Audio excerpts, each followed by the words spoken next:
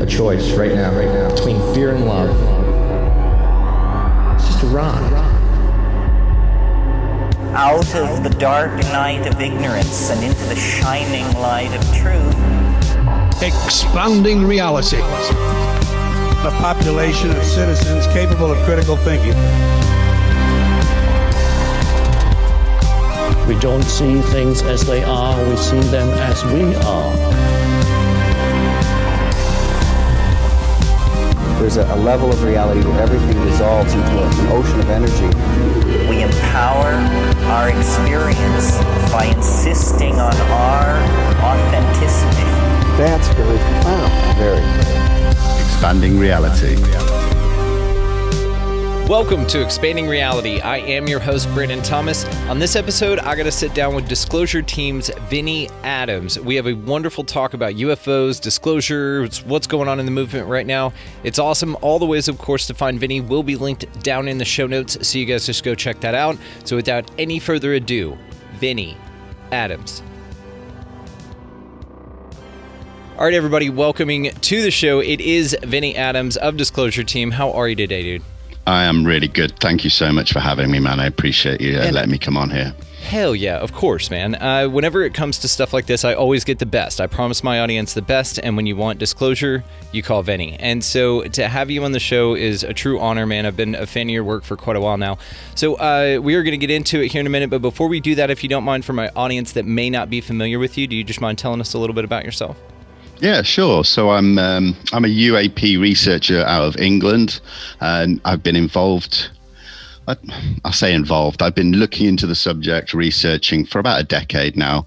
More involved in the actual community, only in the last sort of couple of years, since I kind of moved over to social media and sort of those kind of platforms. So I've really kind of put myself out there the last year or so, and it's keeping me very, very busy. Yeah, I can imagine. Well, and there's a lot to talk about as we were speaking before here. So have you gotten on TikTok yet? I haven't. No. Jump on there, dude. The algorithms are great. I know it sounds crazy, and I'm a big proponent of that. I was not a fan of it before, and then my wife was just kind of like, no, just check this out, and showed me a few things. I actually got on there. It's done wonders, man. So hop on there, dude. You would kill it on there because there's a massive following for this kind of thing, as well there should be. It's the greatest mystery of our time besides what happens after we die, right? Sure. And they might not be disconnected, right? So tell us a little bit about your work that you're doing currently, man. Well, at the moment, I suppose it's all based around what's been happening in the last sort of 6 months with the UAP task force out of the Pentagon and stuff. So obviously we got the preliminary assessment on June 25th, which I think a lot of people were hoping for a lot more. But I think it's kind of paved a way where we're going to start seeing more things happening, whether it be congressional hearings and things like that. So my other research is pretty much grounded to a halt while I see what's developing at the moment out of that kind of area of the subject. So, yeah, but I've always got things going on as well. I've got 2 YouTube channels now, so I'm doing interviews all the time. So, yeah, trying to juggle all that with family life, it's a full-time job. It is. It's like 6 full-time jobs, right? You're just really good at it. So from your perspective, it's 1 full-time job. Like I said, your work is fantastic, and we all kind of have a catalyst into this type of world, into the UFO, UAP world. So what was your moment? What was your wake-up call to that this is a real phenomenon? I suppose it's something I've been interested in since I was really young, just going to the movies and stuff, seeing things like E.T. the Extraterrestrial, and I was a huge Star Wars fan, and so just to see all those different races of aliens in the Star Wars world was just something I was fascinated with. And then I think getting older into my 20s, I was reading books, watching all the documentaries I could possibly watch, and I always had the question in my head, like, who else is out there? What else is out there? And I just couldn't get the answers I wanted. Obviously, we still don't, but I wanted to kind of do something with it and look as far as I could into this sort of phenomena. And then, it's just something that it just grabbed me from a young age, and here I am, Yeah, absolutely. So what would you say would be one of your favorite old school UFO cases? Oh, old school cases. Oh man, that's a tough question because there's so many. There are, and they're so varied. I'd say it's probably quite a little unknown case that from 1979 in Holland called the Soesterberg case. It was a military base. You had about 12 military witnesses to a huge black triangle coming in really low across the base. So I've interviewed a few people from that case, and it's just phenomenal.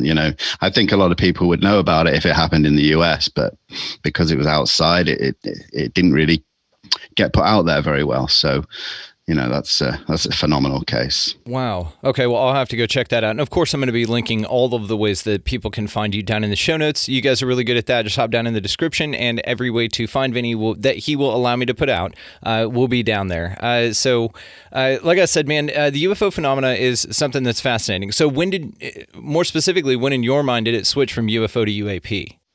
Well, that's the thing. It's actually UAP has been used for decades through the government and through the military and stuff. I suppose when we're talking about it, how it seems to be switching now in the media and popular culture and stuff, I think it happened probably sort of end of 2017 when the whole To the Stars Academy, the New York Times article came out that sort of was the first to really tell us about ATIP, the Advanced Aerospace Threat Identification Program, and the work that Lou Elizondo had been doing. It really sort of blew open the doors. And I think that's when we started seeing this big sea change in how it's talked about, how it's perceived, both in government and the military, and now in the media. So I think that was really it. So the last sort of 4 years. Yeah, and Leslie's article did wake a lot of people up to ATIP and what happened with that. And Lou Elizondo has been around. I want to get into the To the Stars Academy with you here in just a minute, not quite yet, but I want you to kind of be ready for that. But with all of the things that are coming out now, with the disclosure movement being a little bit more palatable to the everyday man, because people like me and you, man, and a lot of folks that I talk to, we've known that something's been going on. There's definitely a phenomena out there. That is zero question. What it is, of course, is where the fun ideas come into play from independent researchers such as you and me, and that's where we get to really play, and I want to get into that with you as well. But with the stair step into the public's awareness that the UFO phenomena has been studied by our U.S. government for a long time now, what effect do you think that that's going to have on the populace whenever some shit really happens and things really start to look outstanding?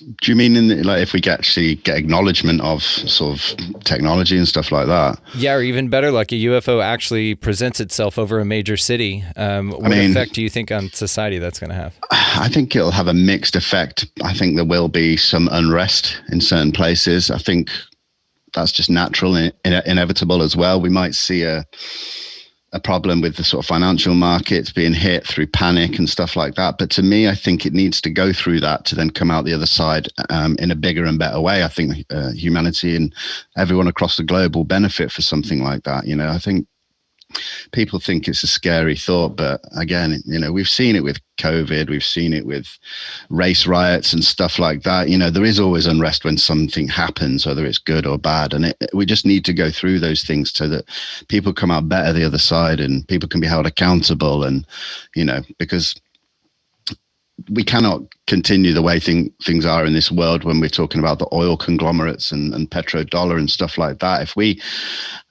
have access to a technology that can provide free energy, it can help hunger in third world countries, and I'm talking over a long period of time, but it needs to get started. So that's how I see it in an ideal world, but of course it isn't that simple, but we'll see, hopefully. Yeah, no, absolutely. And I'm optimistic about it as well, man. I really am. So what do you think though about It seems to be that in TVs, films, movies, all that kind of stuff, in the earlier days, of course, Robbie Graham wrote that great book, man, Silver Screen Saucers. I've had him on the show. He's wonderful, by the way, if you want to talk to somebody. He's over there in your neck of the woods over there. So, but what he outlined in that book was the U.S. government's active suppression and demystification of the UFO phenomena in TV and film up to a certain point. And then after that point, they just kind of fizzled out and they decided to work in a more pro-U.S. military way of disclosing information about UFOs. So they kind of flipped the script in that way. They figured out how to make it profitable for them. And so therefore, it was no longer needing to be suppressed. I don't think that it really had much to do with the fact that people were getting a little bit more open to the idea or more evidence was coming out, because there wasn't really much going on in that transition. Yeah. So of course, and you get them to sign on to use their military hardware and stuff like that. So of course they're going to suppress it. But what I think has been going on is this slow parcel of information out to the public about the idea that UFOs exist. Now, in most of those accounts of the director and writer wanting to portray that information to the people, it's usually in a very scary way. It's usually in a very threatening manner. And with the parcel out of that kind of information, do you think that society is going to take it a little bit better whenever it finally comes out? Or like I said, a big UFO, we'll stick with that analogy, comes out? It's hard to say. I think we've heard from so many different angles about the threat narratives and how they're taken, how they're perceived. It's hard to say. I think some people will see, if the example you gave with a craft coming over a city or something, there'll be people that are petrified of it. There'll be people that are welcoming. And I think it has just been mixed up for so long through movies and propaganda and things like that. So it's going to really be difficult to sort of say what's going to happen, who's going to react in what way. I don't know. So it's a tough one. Do you feel that UFOs are a threat? No. They're a potential threat. I mean, we cannot say that they're... I mean, I hear this, that if they were a threat, they would have destroyed us a long time ago, but I don't think it's quite that simple. I mean, if they're an advanced species, they could be just biding their time. Yeah. And maybe one day they will come down and attack. I don't know, but for everyone just to say, oh, they're just friendly, la-di-da. I mean, you've got to leave everything on the table until we know for certain. And I think, like everything in the world, there's a positive and a negative, a plus and a minus, a good and a bad.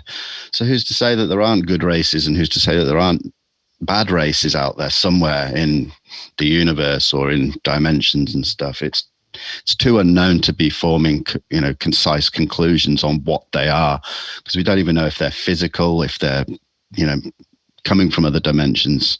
And I don't think the government knows that much either. I mean, if they have crashed objects and maybe bodies, who's to say that is a physical race? Yes, it might be, but it doesn't mean that that's all ETs and all possibilities. We've got the extraterrestrial, the ultra-terrestrial, the crypto-terrestrial, the interdimensional, so many possibilities. So I like to stay very open to all of them until we have evidence, I completely agree. And I think just recently, I was talking to Richard Rokeby. He wrote a great book about some lights that happened in 23 over there in the UK, the Burton Dassett event. Oh, yes. Very cool. I know the spot as well, close to where I grew up. Yeah, Warwickshire? Yeah, that's right, yeah. Okay, cool. Yeah, great guy. But on there, we were talking about the fact that there are all these different possibilities for the UFO phenomena. And what I love is that I've seen personally a bigger shift to people leaving their minds open a little bit more to the possibilities of what they are. Yeah. It's the folks, that plant their flag. Nope, they're only coming from Zeta Reticuli, because I got that information from what I called an alien, and it couldn't at all be like a djinn or a negative entity trying to just mess with my head or something, right? Of course. Like you said, it's all on the table. So I do like this approach that we are just kind of figuring it out. And on that episode, we talked about it. What if it's all of them? Like, what if it's all of those things? What if they are... what did you say? Crypto-terrestrial? I've never even heard of that. Crypto-terrestrial. So that's something that is already here on this planet. So they're not necessarily traveling from anywhere. They could be hidden in the seas and stuff like that, in the oceans. They could be hidden in a separate dimension or just outside of our five senses, but right here, right next to us, without us even being aware.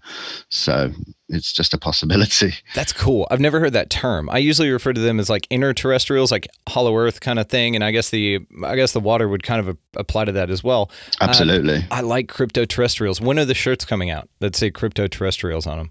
Yeah, that's a good dude. Good idea, have like something crawling out of the water, man. A badass USO, half submerged, dude. That one's on the house. You just take it and run with it. I love that. I love that. Thank you. Absolutely. Yeah, and I saw you were rocking the Engaging the Phenomena shirt the other day. James is man. awesome, man. He's so sweet, like the Love sweetest guy that in guy. UFO. Yeah. You're second though, so that's perfect. And if you want to be second, you want to be second to that guy, right? Oh, yeah, absolutely. So we've covered a bit here, and I wanted to kind of circle back to a few of these ideas that we'd already touched on. So one of the things that I find most delightful about the UFO phenomena, or about the UFO community rather, that study the phenomena, is this idea of our awareness that there's high technology out there that would change the world for human beings. As far as when we talk about 0-point energy, and you talk about people describing experiments that have been done on this planet, and then those people end up, suicided in a suitcase in the river, right? Yeah. And so you find that there's all these alternative methods of energy, which is what I think we are drawn to as researchers, because we're still empathetic, right? Yes, we keep our heads in the clouds and we observe things that are out there and the possibilities, but we understand that there's a community around here that we also want to not see suffer. And so with this energy, with this 0-point energy, this would be it. This means free energy for everybody. That means no more, suffering on that level. That's a massive one, man. And I think that's one of the biggest things that screws over humanity in a big populace, because it does anchor so many people to this outdated and antiquated technology that arguably we already have. We've already been aware of it with the stuff Tesla was doing. So I get that that's what we want. So do you share that sentiment, that feeling of that we want the technology to benefit the people? I do, and it's a tough one, because I think we sometimes think of all the good things that this technology could bring us, and that's great.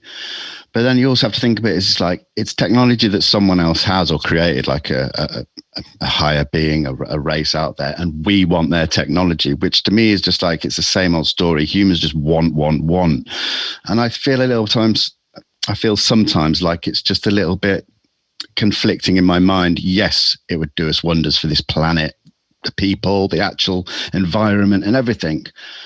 But do we deserve it?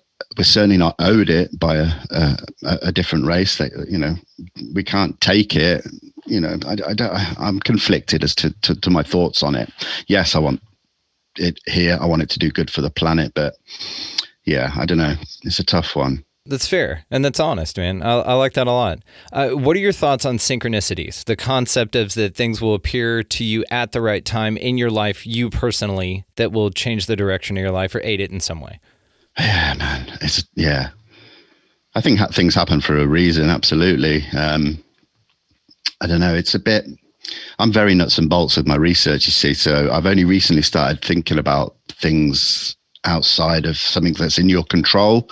And I'm really coming around to the idea of things like synchronicities and right place, right time, or the universe has this grand plan for you already and stuff like that. So, yeah, I just have to look at where I am right now. A year ago, I wouldn't have put myself here. And yeah, I can say I've done the work and I deserve to be here. But at the same time, I think there were other things at play. And I don't know what, but I do believe that there are other aspects to the reason why I'm doing what I'm doing now. So absolutely. And then to your point too, that everything happens for a reason, or subscribing to the idea that that's absolutely possible, then one may say that us getting granted some sort of technology like this would be a synchronicity. It'd be right place, right time. It's just like, damn, the universe just gave us this amazing gift for us to benefit humanity. The split is always there, right? Yeah. You're always going to see people that want to profit off of it and hold humanity down, but the benefits for humanity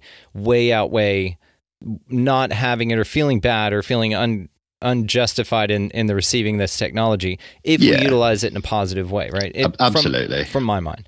Yeah, no, that makes sense. Yeah. And so with this understanding, though, that the new technology would be something that would be just radically different and change our lives. What you said about the ancient cultures, and I completely agree, but the Apache wanted to get guns, and so they traded us for horses because it gave them a fair advantage militarily, but also they saw other advantages to be able to benefit their tribe, which was to go out and hunt for it, which was to not have to worry about predators. Like, these things gave an advantage to the tribe, even though it wasn't a technology that they created at all, and they just then later utilized and benefited from, which is the only point I was trying to make. Oh, that's cool. But I like the idea, and one's mind just does wander, man, when it comes to this technology. So what do you think applying some of this technology to the human race on a positive level would look like globally, just as an idea? I mean, I think the big things for me are we need to get off the fossil fuels because we're literally destroying the planet. I think that's number one. We need to reverse climate change and global warming and all that kind of thing. Now, obviously, there are a lot of people out there who don't believe in that kind of thing, but hey, that's fair enough. It's up to them. But I do. And I think, yeah, we need to sort out the environment. And then all the people going hungry across the world, it's just, I just don't like it. Yeah. I struggle with it because, I'm blessed to be born in a country where I don't have to worry about that. But then, it could have easily happened to any of us. We could have been born anywhere in any country and be suffering. And I think we need to do something about that. I think the priority should be there, but then you get these people who are just greedy and it's all about money and stuff like that. Well, it's all good having money, but if you haven't got a planet to live on, what good is money, So yeah, it's tough. It's a great point. See, this is what I mean about UFO researchers. We're empathetic. You have passion for this. You have a desire to see humanity prosper, which is beautiful, man. Okay, so let's get back to the fun stuff. So let's talk about To the Stars Academy. What is your read on that thing? I thought it was great. I mean, I remember seeing the initial press conference in October of 2017 with Tom DeLonge, standing up on that stage saying, here's the team. This is the guys that we're going to be working with. These are the things that we're going to be doing. And I was just blown away. I was super excited. And then I kept my eye on them, obviously, really closely. And it felt like after kind of 6 months, I was like, you kind of promised a lot of stuff. And it's like, we're not seeing it really yet. Just teased and hinted at, with the metamaterial research project, Adam, and things like that. We just never really got anywhere. So I wasn't surprised when kind of some of the core members left and moved on. And, it was a disappointment to see Tom DeLonge sort of go quiet on the UFO subject. I mean, I know he's all about that entertainment and media side of things, which is fair enough. So I'm kind of glad in a way that Chris Mellon, Lou Elizondo, Steve Justice, Semi Van are all still here in this subject. I just liked the idea of having this one group that was dealing with all different aspects. So yeah, no big deal. We'll still carry on in this subject with or without TTSA. Keep calm and carry on, right? It is something interesting, though. So you got an altruistic vibe from it, even after waiting a little bit to hear back from them. Did you think that it was true in what they said and that they're genuine in their way that they're going about this and that it's in no way a government psyop at all? It's a tough one because I hear that a lot.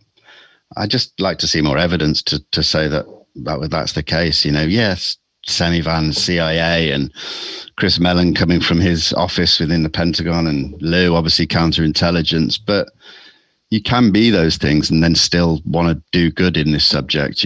Maybe I'm being naive, but again, show me the evidence to prove it that it is a psyop and stuff. Yeah, I don't know, man. I don't know. It doesn't resonate with you in that way. No, not really. That's perfect. That's it. I mean, if it doesn't, it doesn't. Yeah. I'm a little bit more skeptical simply just because it's coming from the U.S. government, man. And as for evidence, I can send you a laundry list of conspiracy theories that were proven to be true in the way that your government lies to you constantly. Even your government, man. I'll send you some stuff. And I'm sure you're aware of it. But that's my evidence for that. Versus grassroots folks like yourself doing the actual evidence out here in the field. That is where I think the most progress has been made, simply because it's unfiltered, right? It's not filtered through agendas and policies and tenure and things like that. Like there's an open desire to discover what's going on out here in the most free way possible, which has been cool. So it's been one of those things to where we've gotten a great handle on what's going on. I think just observational research and a lot of incredibly smart and talented people out here doing this work. We are lucky to have such minds on it. So who's one of your favorite people? If you're looking up research, who's one of your favorite go-to researchers to check out their work? There's a few, man. I suppose some of the newer guys in the subject, like we mentioned, James Ian Doley, engaged in the phenomenon.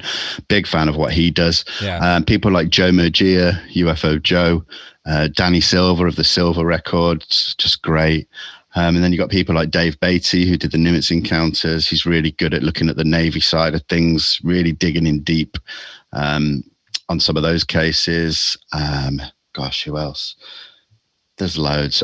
The list goes on. I mean, I still like the old heads like Richard Dolan and Hell yeah, people like that. I think they just continue to do great work. So yeah, they all of them together. I like sort of pull little bits out of what they're doing and try and utilize that in the way I do my research, because obviously I've got so many outlets. I got my Instagram, which is for a lot of news and stuff like that. I've got my YouTubes for interviews and stuff, and then my core research, which doesn't go out anywhere. It's kind of, that's for me kind of thing.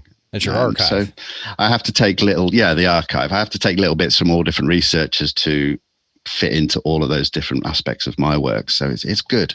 Yeah. And this is what's so fun about the phenomena as well. You've got all these wonderful researchers that can go in all different directions, and you kind of Captain Planet them or Voltron them all together, and then you look at it from your perspective. And all the little things that have come up along the way, man. I mean, this is what's so cool about the phenomena as well. It lends itself open to creativity, to new ideas, to just kind of assessing the information. And then whenever you point something out, hey, did you think of this? And the guy's like, no, I didn't. Nobody's really that butthurt. There's some dissent, but I don't know. That's going to be with anything, right? You're talking about humans. So as far as all of the theories go, man, with all of the UFO phenomena, what is your favorite? If you just had to go, man, of course we're not planting our flag. We don't know if it's real or not. But what's your favorite one? What would you say out of the possibilities of what they are? Yeah, or any of it. I mean, if you made up a new possibility, let's have it. I do, like we were saying earlier, I love the crypto-terrestrial, the fact that they could well be here already and have been here forever, even longer than humans have, I think that is one that I really suppose want to be the true origin, Yeah.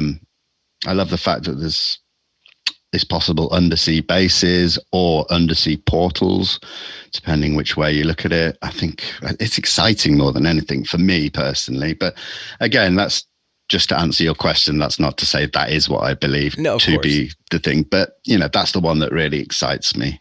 Yeah, and I love the idea of crypto-terrestrials as well, because it's just like that movie Future War. Did you ever see that? It just came out with Chris Pratt. It's not that good. Oh, yeah. No, I saw it, yeah. The cool thing about it is the way the aliens were here, because they were talking about like an alien invasion, but they were frozen here from a long fucking time ago, man. That shit is cool. So what would you consider that? Is that an crypto-terrestrial or an extraterrestrial? Because technically the crash happened here. They're not from here. They're frozen here. They've been here longer than humanity. So technicality, what are we talking about? Yeah, that's extraterrestrial, definitely. Okay. Yeah, gotcha. They just happen to, I don't know, be in this hibernating state or frozen, whether that's just purely it, then yeah. But still, yeah, extraterrestrial because they crashed. But then could they be crypto-terrestrial? If they crashed so long ago, they've become crypto-terrestrial because they live here now. There's different ways you can sort of look at it. Yeah. That alone will boggle the mind. Just wrapping your mind around definition of it, man. That's really cool. No, I do like that, and I agree with you. Those are fun topics, man. I do love the future humans, of course, coming back in time machines. That one is so cool. But it could be all of them, right? It could be all of this stuff, which would be even cool. Like the Super Friends of Phenomena. It would just be all of it. Man, I love it. I think it's great. So, with your research, what's one of the coolest connections that you've made in the UFO field?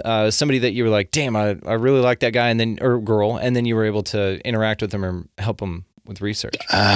Gosh, just so many. I mean, I was kind of doing my thing on Instagram, and I first kind of got contacted by James Ian Doley, engaged in the phenomenon, and said, do you want to do a short video for a YouTube video he was doing where he collects different views from different researchers and puts them into one video. And I'd never shown my face before as the guy behind Disclosure Team. And that I was really skeptical and dubious about doing that. But I did it. And then once my face was out there, it just it was nothing but beneficial for me. Everything ramped up. I got to meet loads of new people, and I've got good friends all over the world now who I speak to on an almost daily basis, researchers, friends, and then I've obviously got access to be able to speak to people like Lou Elizondo and some of the big names and stuff. So I'm just blessed to being accepted into this community, in such a short amount of time. So yeah. It's life changing. It's great. And yeah, the connections are wonderful, right? That's the best part of this is networking with everybody and getting to hear all these ideas. So as far as conspiracies go, are you into conspiracy theories at all? I mean, if you're this big into UFOs and The Secret, you've got to have dabbled into a couple. Oh, yeah, all the time over the years. I mean, I did, when I was younger, I was into the whole Atlantis thing, who built the pyramids, all that kind of stuff. Yeah. I don't really touch upon like the COVID conspiracies and all that kind of thing. I just ain't got the time. Yeah. But yeah, so I'm aware of most conspiracy theories and probably have something to say on them. But yeah. So what do you have you ever heard of Project Blue Beam? I have, yeah. And I think it's not. I love that one, right? I don't think there's anything to it, though, to be honest. No. Oh, okay. Why? Does it resonate with you? Why is that? It's never really, it was talked about big at sort of the 90s and the early 2000s. There was only a couple of researchers talking about it. They never had any data or documents or evidence to really show that it was being ramped up to be something. It was probably talked about as a possibility for something real, but then it died a death and it's never come back. And the few people that kind of do talk about it now, it's like they're just flogging a dead horse. There's nothing, the technology needed for it. Yes, it's possible. But if that was something that the government or the military were planning to do, 2021, they've got better ways that they could hoax an alien attack or stuff like that. So to me, again, show me the evidence and I'll believe it. I hear you. I'm a big fan of it. Like I said, I think it is so much fun. I take it very seriously. Yeah, it's a cool idea. It's very cool. And the 7D technology is already out there. Sky to Skull technology has already been proven. Like they do this. It's overt. It's out there. And then you combine that with any re-engineered craft that they've gotten. Of course, it's going to look like that, right? I agree with you that it petered out, but I will disagree and say that it's dead because I think it has ramped up more than ever. I have never heard more people talk about Blue Beam. And the reason is because of the disclosure going on right now. Sure. The big talk about it is of course, Project Blue Beam, guys, if you haven't heard about it, go check it out. Sergey Monast wrote a book on it. It's a fascinating thing where basically the powers that be will fake an alien invasion amongst other things. Like Jesus is in there and he fights the aliens. It's pretty cool.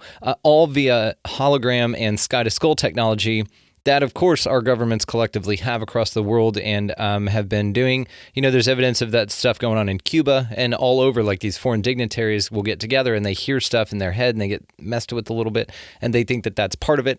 Okay, so with the government rolling everything out, do you think it's going to be this altruistic way that they just disclose to the public, hey, here's what's going on and that's exactly what's going on? Or do you think that they might leverage it in some way, and see it as an opportunity to kind of rein in more control? It's a difficult question to answer. I think they're still trying to figure that out themselves at the moment. I think what we're seeing in government is a lot of the old guard, the old guys that covered this up for 70 years or whatever it is. And I think we see some of the newer generation of people in power in politics and in the military as well, who are genuinely like, enough's enough. We want to be the ones that bring this out to the public. So I think there's conflict there within ranks. I think a lot of it is the older guys. They know that if they disclose that they'll have answers to answer about the last 70 years and the ridicule, why did you, do this? Why did you cover it up for so long? So I don't know. I think they're waiting maybe for some of them to die off and so they don't get the questions, I think we're seeing that and we're very close to that. So that's one possibility that I subscribe to through the names I see and then some of the things I see when I'm researching and trying to connect some dots. That's a really big possibility for me. And I think that's why we're seeing disclosure coming out as a real slow process and not just a big capital D disclosure. One day they admit it and that's it. So yeah, I still think they're trying to figure it out themselves. It's interesting to me that people haven't had more mass sightings and more, oh shit, there's a bunch of people that saw this UFO. There's no denying it was caught on, camera, and there's no denying it. And it's interesting, the idea that just after the U.S. government finally, or any government says, okay, yes, UFOs are real, they've been here the whole time, we've been working with them, and then they just come down. Do you think that there's some sort of agreement with the governments and the UFOs, or do you think that there is just a huge mystery going on there that they don't know anything about? Again, it's a possibility that we have heard stories of that. The Eisenhower meeting, and with the extraterrestrials. It was great. It's great. I'd love it to be true in a way, and yeah, that would be great. I need more personally. That's just how I work. So I leave it on the table because we can't prove it one way or the other. And I hate having to answer like that because it's not a very exciting answer, but it's an honest answer. That's okay. Just how I work, because I don't like saying, yeah, I think it's true. But then someone says, well, why do you think it's true? Well, it's just a feeling. Well, a feeling isn't evidence or proof or good enough for a lot of people. And you will get ridiculed and shut down for forming beliefs based on lack of anything, So I have to be very careful. I have to say, I know it's boring, but I have to sort of sit on the fence a little bit with this thing, leave everything on the table and only take them off when they've been completely proven or disproven.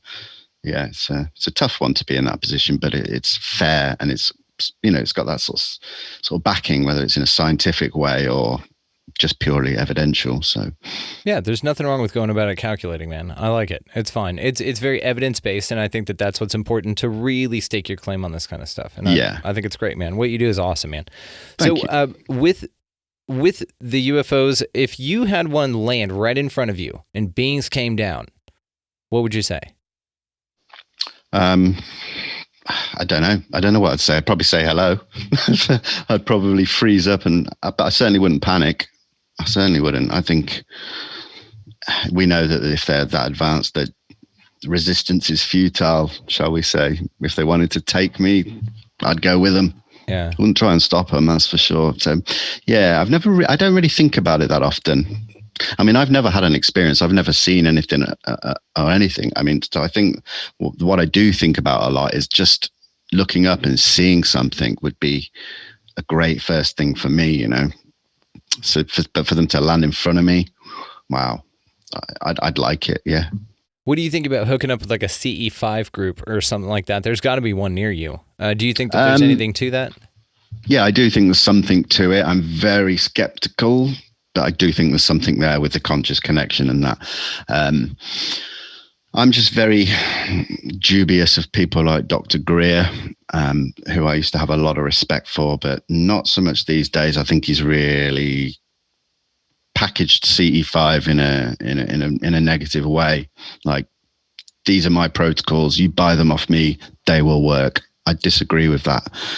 So I've made connections with a guy called Tyler that runs Contact Tour, who are a group that practice contact and conscious contact and stuff. So I've been sort of speaking to him quite a bit, trying to learn about it and get more information on it, because I am open to it, but I just want to be careful how I go about it. And yeah, something I would willingly go over to California to one of his expeditions and go and try it out, definitely, but probably not around here in the UK. Okay. It's just like a way that if that's your desire, it sounds like you can have that happen. You can just go to a CE5 group. I mean, if it's as advertised, then they should be able to do that. You could even get like a GoFundMe from your listeners or something like that. They would all chip in, and then you have a show about the experience. That would be really cool, man. Yeah, that's a good idea. So with everything in the disclosure movement right now, what do you think is the least likely thing that will happen out of any of it? Man, it's tough. It's tough. We keep getting breadcrumbs for this might happen, that might happen. And yeah, I'm very dubious. I don't know. I don't want to cling on to something and for it then to not happen. We've seen that too many times in the past. I can say the one thing we'll never get is the capital D disclosure, the government or the president or anyone like that standing up at a press conference and saying they're here. I don't see that happening. So I don't know. Tough question. Now, something I'm interested in also, back to the CE5 for just a second, was the conscious connection that you talk about, because we have heard a lot about this, that there's somewhat telepathic, that there's some sort of conscious connection here. What do you think that means? I mean, these are two different, seemingly completely different species of entity communicating in a way that we can barely fathom, but it's a superpower to us, not really a reality. And for them, it seems like no big deal. Yeah, I mean, I'm still quite new to it, and so I haven't touched it in depth really. But I think there's some kind of energy force, isn't there, like the cosmic web that connects everything in space and time in some way, whether that be a physical entity like us or something like an inanimate objects, like because they all have energy. They're made up of particles, atoms, and things like that. So I think everything's connected in some way. I think it definitely warrants more research, and I think it needs to be brought into the mainstream a bit and sort of out of that woo kind of vibe where scientists have been too afraid to touch on it that much. I think we're going to start seeing that, to be honest. I do genuinely think that it's going to become a bit more acceptable in the scientific world, where people will not fear for their jobs, and if they touch upon these strange fringe topics. So yeah. Very cool. So what do you think is the next thing that they're going to disclose? Like, if you had to be a fortune teller, which I know that we're not, what would be the thing that the government comes out and says about UFOs or UAPs that would be the biggest thing for us? That's a good question. Again, I think we're going to start seeing more things coming from outside of the government through researchers, through maybe leaks, like we've seen with the stuff Jeremy Corbell has been doing. I think we're going to see that ramp up quite a lot if the government don't do anything. As far as the government go, I want to see the congressional hearings, something along the lines that compare them to the 2013 citizens hearing on disclosure. I mean, that was ex-congressman. That was kind of like a trial run, let's say, for if they ever did it for real. But I want to see that happen. Then people that do know, people who have got non-disclosure agreements, or people that aren't allowed to talk about what they know, they can talk. And if that gets out into the public, huge, absolutely huge. But I know it's wishful thinking. It's a kind of a waiting game for me. Gotcha. Okay.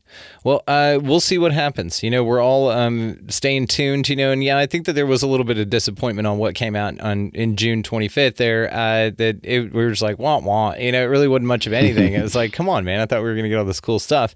Blue Book revealed more cool stuff than that. So, yeah. Well, brother, we'll probably cap it here, man, and we'll let you get back to your research. I know you got a YouTube thing to do after this. We'll let you run, but for the audience, man, if you don't mind, just tell us where you can be found, brother. Yeah, thank you, man. You can find me. My main platform, I suppose, is Instagram, where I'm at disclosure_team.